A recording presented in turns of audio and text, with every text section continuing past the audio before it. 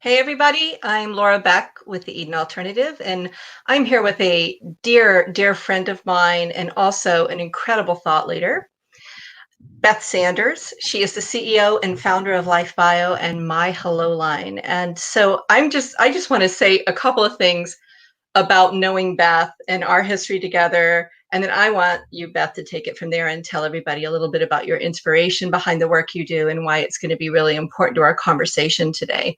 We've come together today to talk about intergenerational relationships, and particularly during this experience of the COVID-19 pandemic. And my relationship with you started so many years ago, right? In 2003. Um, I was in the process of developing the Eden at Home platform here at the Eden Alternative and creating a sister course to that called Embracing Elderhood, which was all about creating life story and legacy with elders and bringing them together with people of different ages. And one day you called me and we had this awesome connection and this great conversation that day. And that was the beginning of being partners in crime and creating some initiatives that involved bringing elders and young people together. And I cherish it, and I've learned so much from you. And so with that, I just want you to tell people, how did it begin for you? And then we'll have a conversation. Thank you, Laura Beck. Everyone, I love Laura Beck. And I love the Eden Alternative. So I'm just thrilled to be here with all of you today. Thanks for tuning in today. And I think we're going to have a really rich discussion, and there'll be ways for you to be commenting, of course, as we go. So when I was interviewing my own grandmother when I was 24 and she was 85, I had come from a journalism background and did an hour and a little more with her, and I was just shocked and amazed at what I didn't know about my own grandmother. So really, LifeBio began with an intergenerational relationship for sure, and the life stories and the legacy that came out of that day. I've recently pulled out that original first LifeBio I ever did with my own grandmother. It's just amazing to hold it in my hands and think about that day and how I walked out of her house and went, I didn't know my own grandmother. What? That's crazy. There's so much amazing information she's just shared with me. Wow, blew my mind and made us so much closer. And I just saw her as a whole person.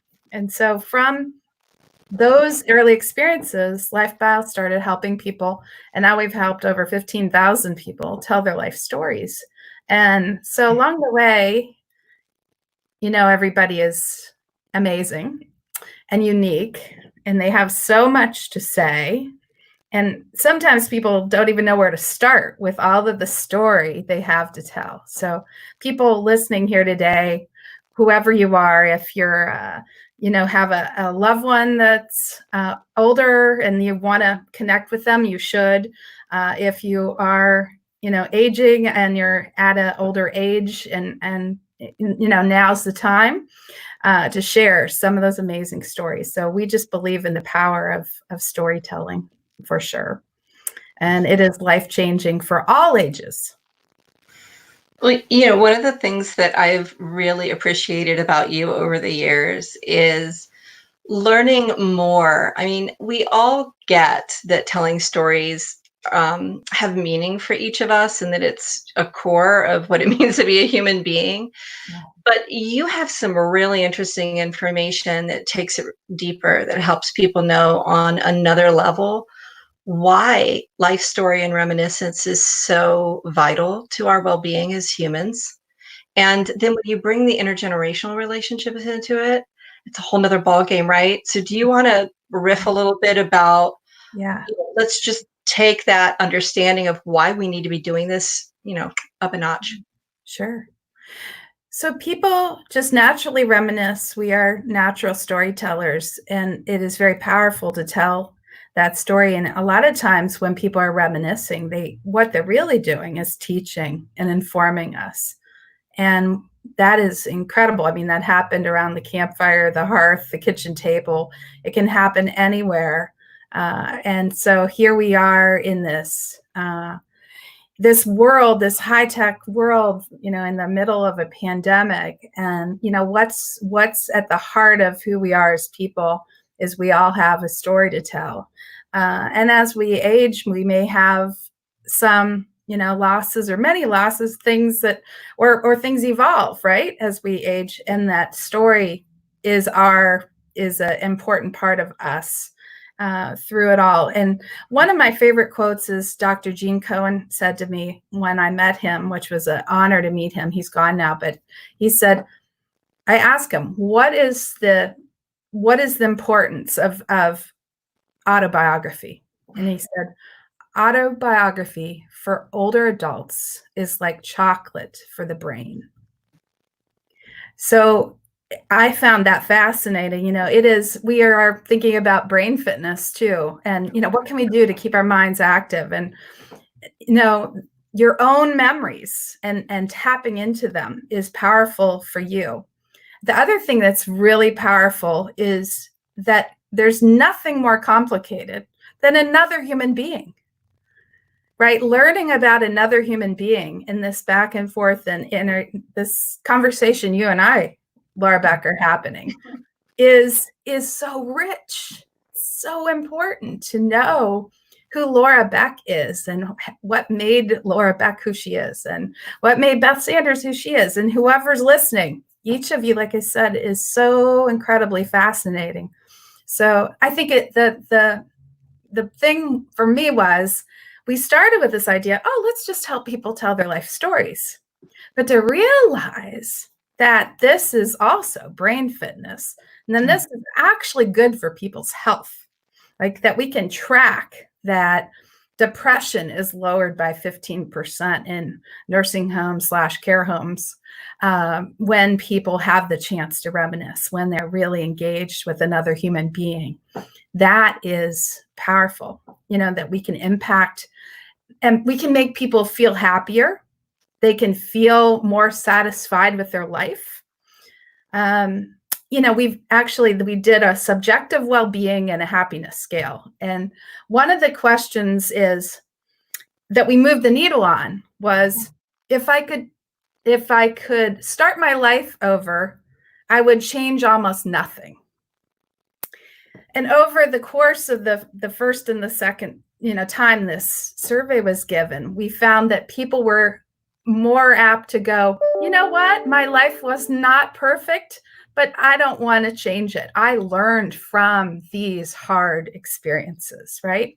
So again, as people have a chance to reminisce, I said they teach and inform, and they also come to, they resolve things. They have a chance to work stuff out. I used to think that some people really had perfect lives. No, nobody has. So we've all had hard things.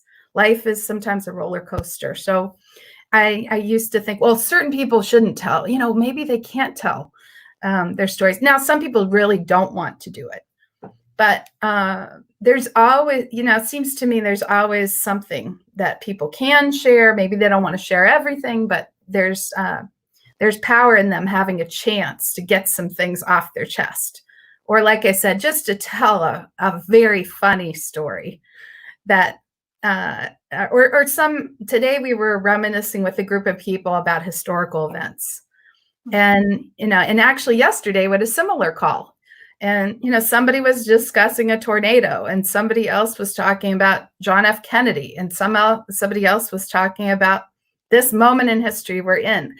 Everyone had a different opinion about one of the greatest historical events in their lifetime. So it's fascinating. It really is. You know what I love? You said something a moment ago that triggered something for me. And it's certainly been my experience in my life that if there were things that I had done in my life that I just took for granted, and I had the opportunity to tell the story about it to somebody, that I suddenly would land in this new place with, wow, that was actually pretty cool. Or I did that, really, and that I had a different experience of myself just by getting to share that.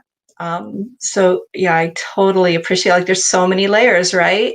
And one of the things that we've taught at the alternative and hand in hand with you and sometimes together is that an elder story is one of the greatest gifts they can offer us, right?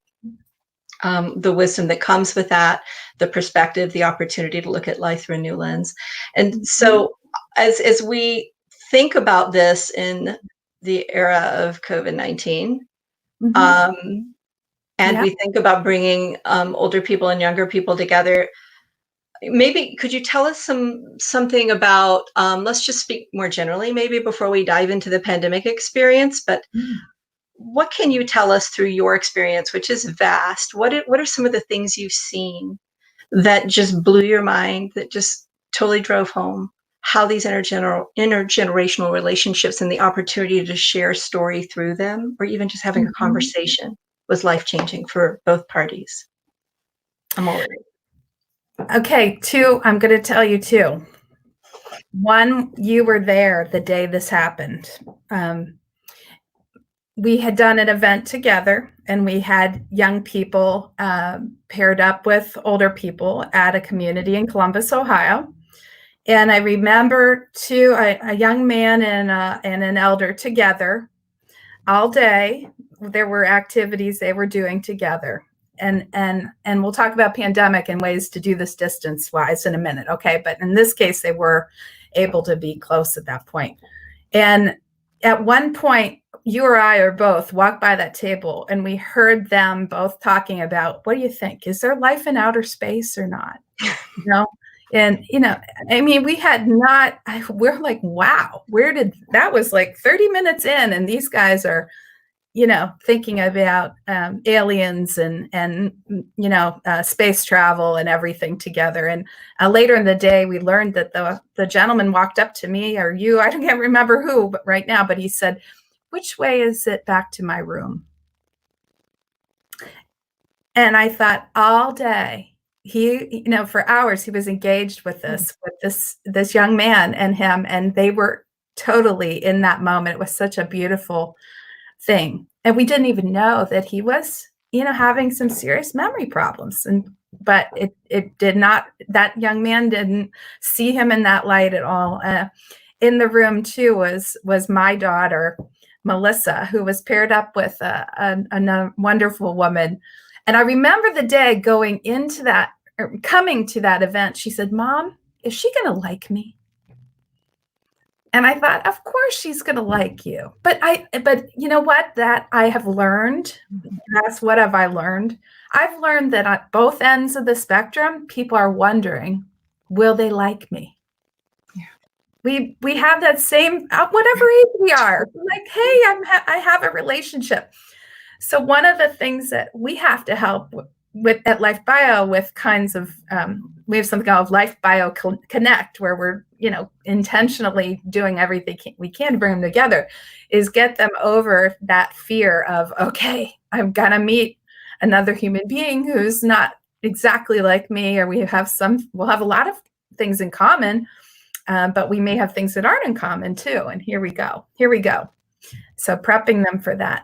I'm going to make a point with Melissa too. Melissa was, I think, 11 or 12 in that room that day. And I have to thank Laura Beck, because she is now working as an activity director at Kentucky. And so 23 years old. So thank you, Laura Beck, because, she had many experiences. But one thing that's very important for anybody listening from the world of healthcare, nursing homes, whatever kind of care, we've got to find ways to get younger people engaged as soon as possible with older people, so they get over that hump, realize that this is incredible work that you're all doing, that your experience is so fulfilling. If you're going to have meaningful work, how incredible is this? Okay, one pandemic story of intergenerational right now. Jane and Aiden are talking every week. When pandemic began here with COVID, we hired LifeBio interns And Aiden is 17 years old, and he is pretty fluent in Japanese. And so we decided to pair him up with Jane, who lived in Japan for over 18 years. So here we have two people now, and Jane actually is a teacher from the past. So that whole idea of teaching and forming, how amazing. Aiden has been to Japan. Jane lived in Japan for 18 years. They're talking Japanese together. They have things to, she's telling him this history that he would never know any other way. And it's all happening just with a phone. No special equipment, just a phone call. And we have a system called MyHelloLine that is automatically dialing them and connecting them to each other at the same time each week. So they know the call's coming, but that phone rings and they're connected, and they have now met twice, and they have talked for over an hour each time. There's no problem with them finding things to talk about each week. So I'm so excited that you brought up MyHelloLine. I also want to put Jill Vitale Awesome's comment up on the screen as a way to kind of bridge into this conversation about this new initiative that you guys have come up with. I'm sorry about that. Yes, tell us how it works. That's definitely what I want to get to as well. But Jill also had another yes. Thank you so much. Both of them are totally relevant to this point in the conversation. Jill says, I love that when people are reminiscing, they are teaching us. We can learn so much from those with more life experience, especially right now. And yes, especially right now when people, they're impacted by fear and the challenges of not knowing when they're going to see their loved ones. There's nothing like having a handle on our sense of meaning and purpose to keep us grounded, right? And this is what reminiscence and storytelling provides. So can you tell us exactly how MyHelloLine works and what makes it unique? Sure. Okay. Well, it's funny how things evolve, but we went from this world of life story work to social engagement work. And then we began working actually with a large health insurer that knew that the phone was the best method for a lot of people to connect. They know how their phone works and they have a phone.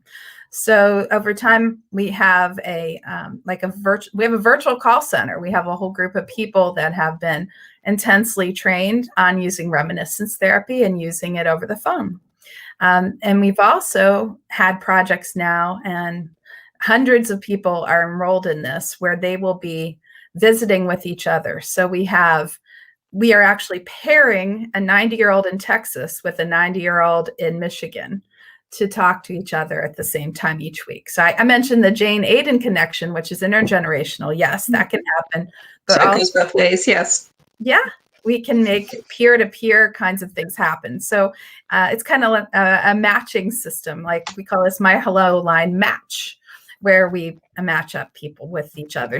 Really, they could be just next door or in a building where, I wish I could just get people on the third floor to talk to people on the first floor, right? It can also be, long distance and pairing up people wherever they are.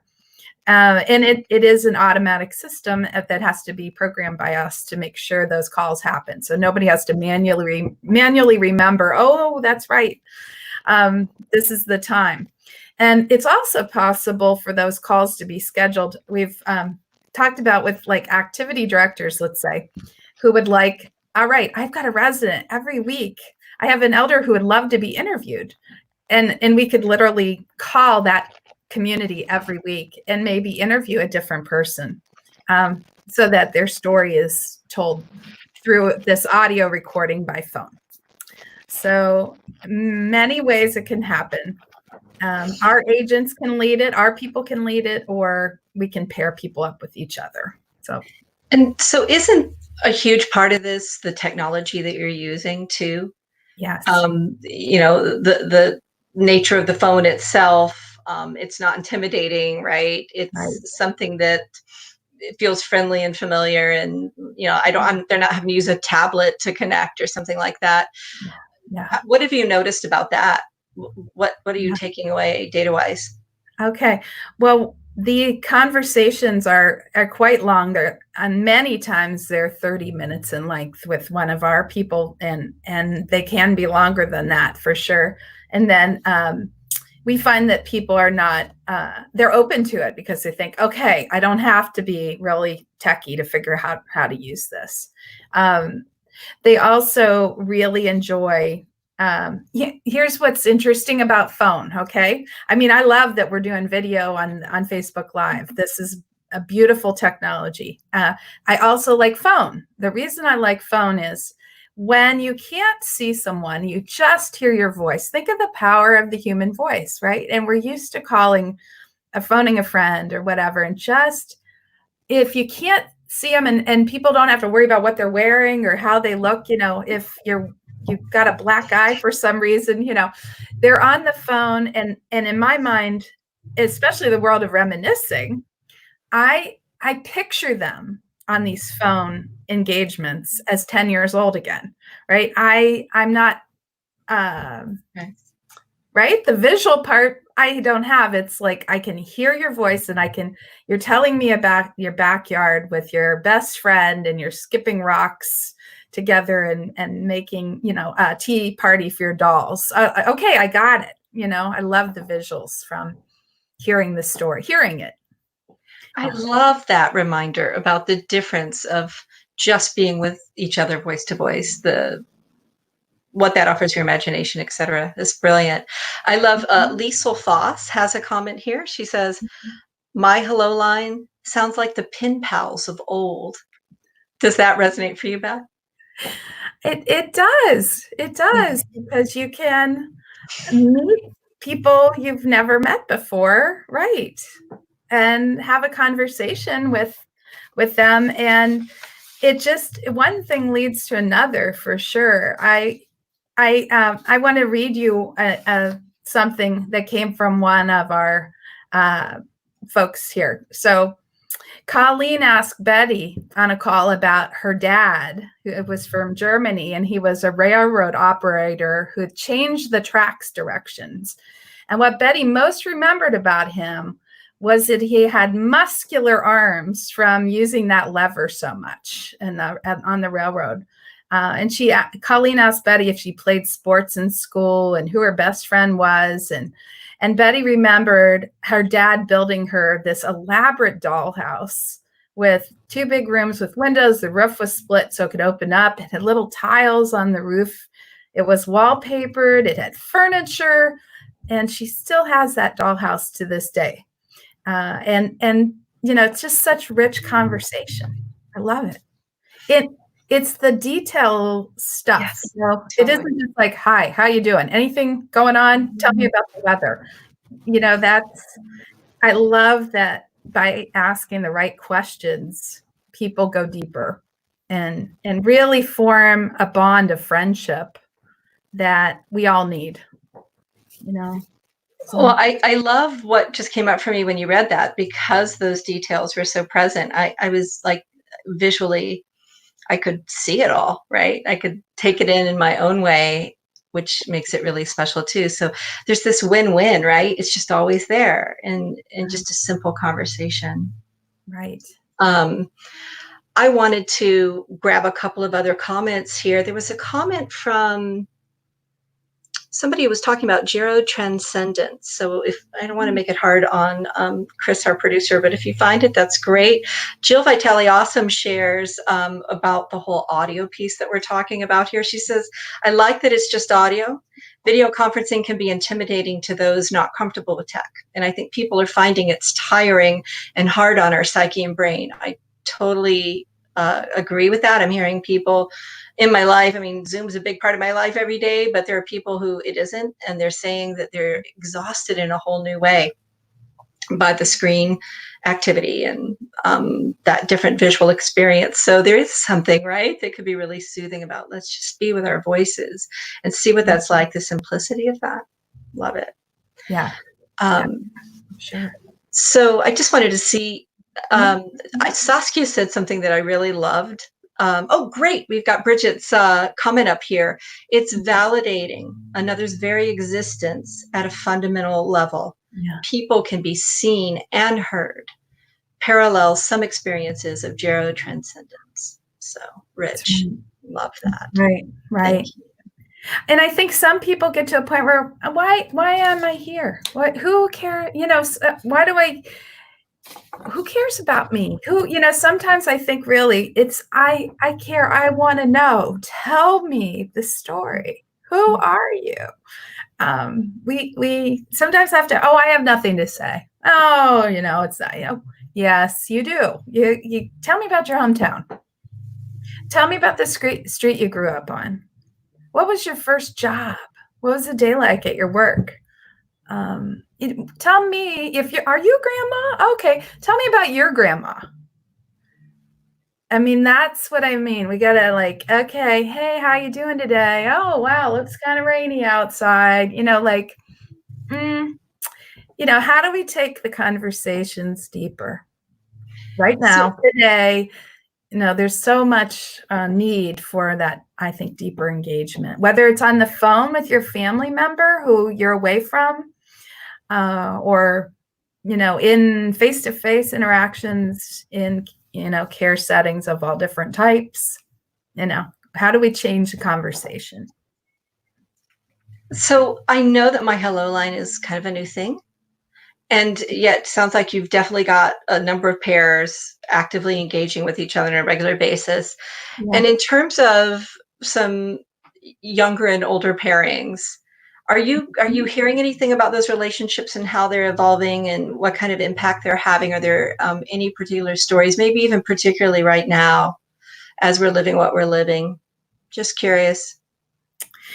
That it is definitely, one of them is they become like a grandmother to them, right? There's chances for,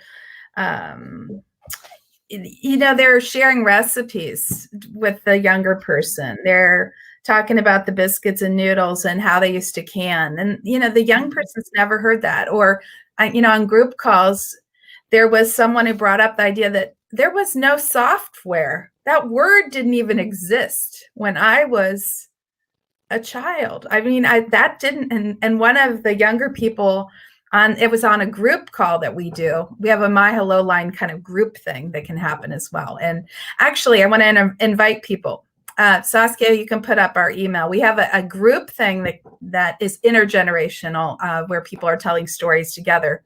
But that was one of the comments today, was that young man thought, I had no idea that software didn't exist, and that word didn't happen till later, so it blew his mind. But I think that they also, it's just the funny things they hear about. I know a big one is love and relationships. That today it's such a hard thing for kids. It's so good for younger people to hear that story of how how Violet met her husband and how much she loved him, and about one special Christmas gift she gave him that that younger person hearing it, it's like, wow, okay, there is hope. All right, I'm looking for that kind of love, a healthy relationship. So. Well, and I love that you bring that up because, Beth, I don't know, way back in the day when you were supporting some of my efforts with the pilot of the Embracing Elderhood project back in about 2004. And we did that pilot in Charlottesville, Virginia. And I don't know if you remember this, but there was a woman who was in her early 20s, had just bounced out of college. And when she signed up for the pilot and was being paired with Betty, who was in her 90s, she told me on the side, she goes, this is me. I mean, I just think this is what, I'm doing this for Betty, and because I need to do some volunteer work and these people need us. And you could totally see that she wasn't taking in that it was going to be impactful for her in her 20s.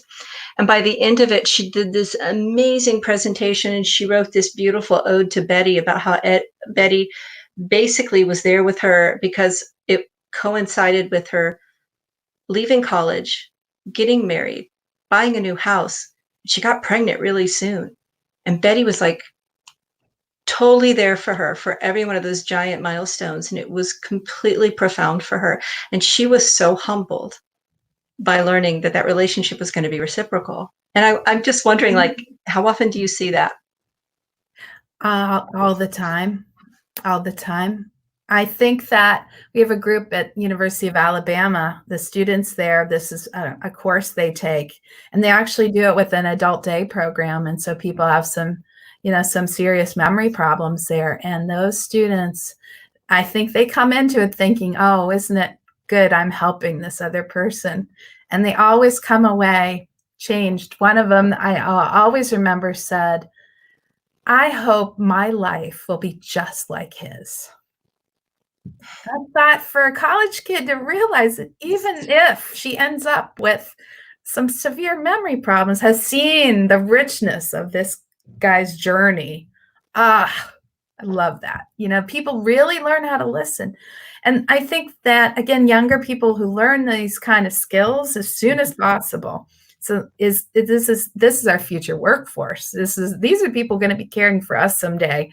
We've got to be sure that we're filling the pipeline of people have had this kind of life-changing engagement opportunities. So it's so beautiful. Oh yeah, go for it.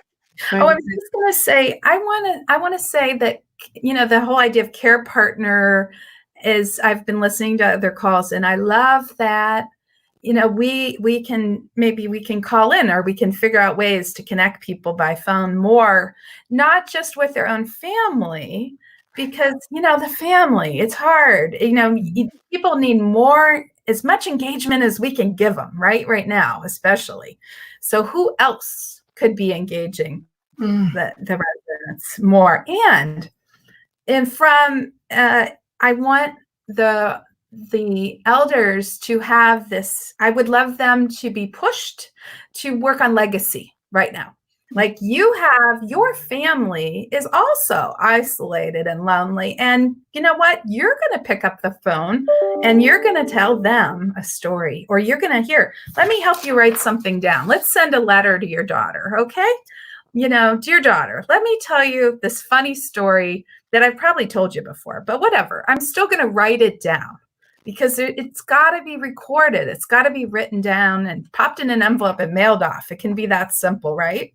Right. To make sure that story will be treasured, by them or for years to come. And I mean, LifeBio.com's here. If families need help or communities need help, that's what we do. We have actual journals and things. People write in journals to build their life story. These are available if anybody, needs help with telling the story of residents. And I'm just going to show you really quick. We have a whole deck of what's your story cards, because sometimes people go, okay, what are we going to talk about? What are we going to say? All right. Perfect. Card. I want one of those. Right. So there's resources, but I mean, I don't want y'all to think, you can go, you know what, let's just write a story. You always tell me this.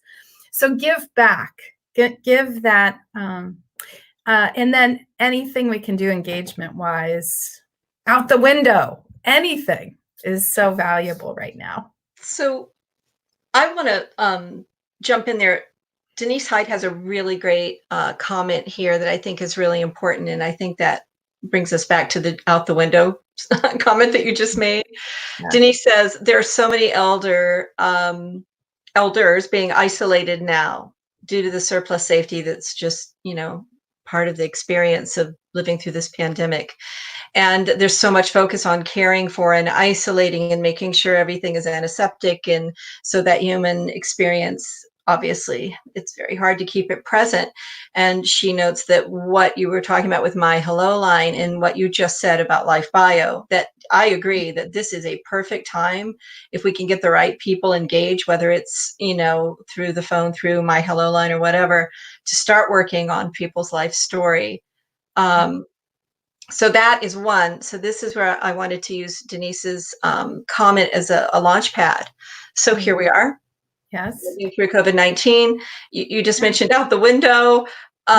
I would love it if we could just explore Mhm. what are some of the creative ideas that you've experienced through your business and the people that you work with right now, and maybe some of the things you're picking up, like you're hearing or you're seeing it on Facebook. What are you suggesting that might help people feel like they can bust out of feeling limited in terms of bringing the different generations together at this time?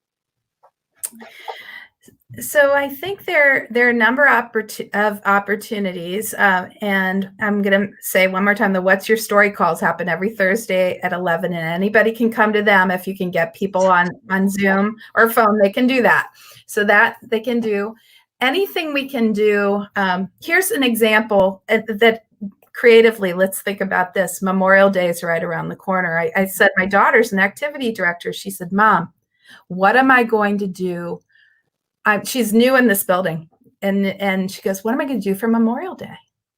I need two Boy Scouts to come out front and do a flag ceremony that we can watch from the windows.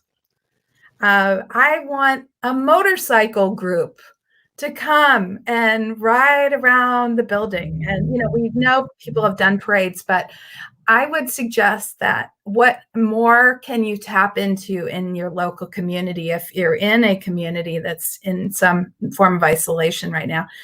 Can we almost daily find a ballet dancing student, a clarinet player? I don't care who they are. It would be so amazing for them to give and receive uh, uh, care through the window. Some of you may know I dress up in a bear costume, and I'll tell you what, I mean, the smiles I get through the window, it's priceless. I mean, they love me. I love them. It's a beautiful win-win situation to, wait, maybe we're having trick or treat in June. Okay. Where's the local choir group? And is there some way we can do one of those cool Zoom choirs with people inside the nursing home and people from the local middle school? I mean, how about dogs? Okay, everybody bring is there a way to have, there's a pet visit happening and, bring outside the window, show off your beagle and walk around the building. So just making the grounds around a building be a new park in town where people go, I can go there. Guess what? This chair outside the window is labeled that I'm allowed. This person would love to have a visitor anytime. There's special benches marked that say, visit me, visit me. Because there's some people that have no family or they live far away, or there's people like me that would totally want anybody to come to my window anytime if I couldn't be outside or out because of this. So Well, it's an interesting way to create element of surprise and to take life beyond the walls of that room, right? If you're isolated in a room, suddenly there's a window and there's something happening there that you weren't expecting. And yeah, I could totally see how youth could be a part of that and the different ways that they engage with the things that are meaningful to them, whether it's music or the arts or whatever. And, one other thing, and doggone it, it slipped my mind, and I hate it when that happens. But I had a question for you about this very thing in terms of bringing youth together right now. Aha, you had said something earlier. This is a time when I think you and I were talking about this earlier today, as a matter of fact, when young people, some schools, it's not going so well with the online teaching. Some schools in our area have given up actually on trying to just do a regular curriculum. And I'm sorry, the elders are a brilliant source of learning. And how could we leverage that to deal with the shortfall in what's going on right now? And I think Denise said exactly this. So Denise Hyde made a comment here. Life stories, what a great project for youth who are out of school right now. They need meaningful projects to keep their learning going. So that's again, how do we just sort of recognize where the gaps are and create those win-wins. And so clearly with LifeBio and MyHelloLine, there's so many opportunities to do that. Right. Do you want to engage our participants today with a question? Should we throw something out there to see? Oh, well, let's see. You mean like a life story question or just a question of anything I want to question? In terms of our topic today, Okay. asking if anyone has any stories, ideas, or suggestions. We had Yes. I talked would about love this to as a have. possibility. I don't know if you want to do it or not. Yeah, no, I would love to do that, and please suggest ideas, because actually, even in, like I said, if I could give my daughter some ideas right now, all of us out in the world are wanting to do more. People would love to be hearing, what do you need? Really, what could the outside community do for you, if we have people on the call who work within assisted living or memory care and a nursing home or anything? Tell us what you want. And I think we'll work on making that happen. Oh, one more thought I had outside the window. Wouldn't it be fun to watch an artist make a painting out the window? Wouldn't that, or a little mural happens over even time? Wouldn't it be neat that, okay, we're going to be making something, I don't know what it is, out the window, and you're watching? Or imagine these life story cards blown up on poster board, and some 10-year-old is outside the window showing the question of the day and walking around the building. So That's very interesting, actually. That really piques my interest. And Kim McCrae just popped something in here. She took on the challenge. Kim says, I saw a great idea to teach cursive, a lost art, and also the subject of books. I like Bill Thomas has written a adventure novel where people not knowing cursive was to the advantage, right? So she's saying that there's an idea to teach cursive to young ones via a pen pal with an elder, so that by exchanging letters, I'm guessing, Kim, and that could include each letter, including one of these types of questions. So there you go. I'm digging that one a lot. And that feels so easily tied into the whole legacy and life story process too, right? Like you kind of layer the exploration that way. Mm-hmm. Yeah. Awesome. I think, and window art, I love that comment. Like, actually art on their window, if the residents are, an elder's okay with it, can I do your window today? That would be super special to have that happen. I love that. A great suggestion from Dana Pentis. Yes. Awesome. Yeah. Uh-huh. So yeah. I want to check in with you. Yes. We've covered a lot of ground already, but is there something, given the experience of the present and the fact that we know that bringing the generations together is a timeless thing, what's left to hit today? What topic have we not tackled that you wanted to? I wanted to touch on just two things. I wanted to say is, let's think about veterans, and they have special stories to tell. So we know that, and we have special ways that we think that's important. And I also just want to say it is important, as there can be some simple little ways that people tell stories, but it is helpful if youth that you're working with or want to work with have some training to get them ready for that. Like I said, there is some fears, there is the potential, like it is an emotional experience for both parties. So I just wanted you all to know that we know that is important to kind of prep the student for that experience. Like, you know what? You ask a grandma about her grandma, she might cry, and it's okay. It's maybe happy tears, and sometimes people do get sad as they tell stories. So just to prepare them, and we make eye contact, we talk loud enough they can hear us, we're on the phone, that too. We've got to just make sure that people are ready to do it. So, but I think it's just so incredible that we can build a bridge to people really knowing each other. I want people to have this chance to talk more openly. I want them to see the whole person.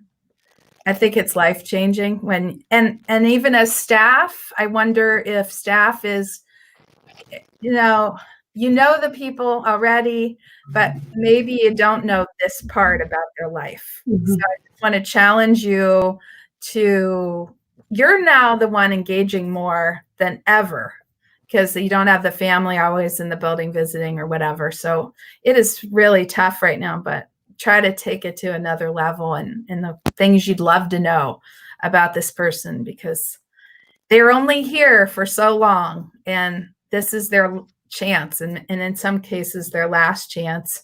And the story could reduce loneliness, it could reduce helplessness, and it could reduce boredom. That gives them purpose and meaning, and is exciting and interesting. I hear my Aunt Jane and Aiden. Aunt Jane is paired with Aiden. It's actually my aunt, and it is changing her life to have a chance to teach and inform Aiden. So I just want more people to have that experience, of course. And it doesn't cost much. It's such a simple tool, right? It's like right there available to us at all times. The power of a simple story or a conversation. So Saskia has said something at the very beginning, and this feels like the perfect moment to pop it up on the screen. You said something, Saskia, about isn't it amazing when you keep learning something new about somebody that you've known your whole life? Thank you, Chris. Isn't it amazing how much you can still learn from someone that you have known your whole life? And it's such a simple statement, but it's so true. Sometimes we're busy people and we're in our families and we have people in our family. We think we already know it all. We don't really need to know anymore. We've got them all figured out, right? Mm-hmm. And once, I'm sure you've heard it many times, people start doing a legacy process or using a tool like LifeBio to really start to unfold a life story, and then they're blown away by what they do now. Yes. I'm blown away by the stories. I have, I've cried, when you see the whole life in front of your eyes. It's just so beautiful. Like it wasn't perfect, but it's so beautiful. It is very, I remember one person saying, I'm reminded of all the love I've experienced in my life. I mean, how powerful. Right. When, especially as you're reaching older age, right? How to remind people of, you've been loved and you've had this and you did that and you're still, really important to me. How beautiful. What a great place to land. Yep. Yeah, and that's what this process makes possible, right? Or those nuggets. See, like, how long have you remembered that? Like, when did you hear that? Yeah. But you haven't forgotten it. Are you asking me that question? I really am. Oh, okay. How long ago did you hear that nugget? Yeah, because I'm guessing. I heard that. You know who I heard that nugget from? Donna Gruss. You know Donna Gruss? Mm-hmm. She helped her mother do LifeBio. And her mother said, I wanted to call her mom myself because I knew she ended up with this beautiful 100-page biography. Maybe it's on my shelf here. Let me see. Here's I'm not going to put my finger on it, but here's a picture. Here's a picture of Donna Gruss's mother, Mary Rose Verkateren, that's her name. And she's gone now, but I called Mary Rose and I asked her, how did this make you feel? And she said, I'm reminded of all the love I've experienced in my life. And I went, fantastic. Aha, there we go. That's what's happening here. Because, all the way along the process of growing this company and thinking about this is, why is this working? What is at the core of why people are happier? Why are they less depressed? Why are they feeling better about themselves? And I think that's part of it right there. And so Denise has a question. It says, I'm sorry, I didn't mean to talk over you. Denise asks, is there some way that you are creating a repository of stories and quotes from these legacy experiences? Yeah, we have a stories link on our website and at lifebio.com. And we're going to do actually on LifeBio's Facebook page, we've had different stories that are really amazing, life-changing to us that we've posted out there. We're redoing our website very shortly here. It'll be live in this new format, and there'll be more opportunities for us to have that. It'll actually be a portion of our blog will list out these nuggets that I'm sharing. So thank you. Yes. So Beth, is there anything else you'd like to share with us today? I think we've covered it, unless anyone else has any ideas to share, but I've enjoyed this a lot. Thank you so much for having me today. And it's like being with you right face to face, Laura Beck. As close as we can get right now. As close as we can get. But thank you so much for everything that you've shared today, what you've offered people in terms of food for thought at this most unusual time. Yeah. Hopefully people have an opportunity to start think about what are the simple ways that we can maybe start a conversation about what's this person about, and entertain the possibility that something really powerful could unfold between people of all ages. So I also want to point out that LifeBio and MyHelloLine made this conversation possible today. So we're really grateful to you for that. And it was even better just to have you as our guest. It's just like a bonus, right? And just to end on this note, Denise Hyde says, I bet the stories about the pandemic experience are going to be something in the future. Oh, yes. And I'd say that is a great end note. No doubt about that. My son said last night to me, I think I'm going to be telling my kids about this. I said, yeah, I bet you are. Yes. So there it is. Yes. One last thing I'll add really quick is that if just reach out to us, please. If you need resources or ideas, we're here for this whole community. Okay. So don't hesitate to say, hey, I'm needing help, or what can we do that we've got resources. We'd love to talk to anybody who's trying to figure something out. Sounds great, Beth. Thank you so much. Thanks everyone for joining us. Great comments. Take care. Bye.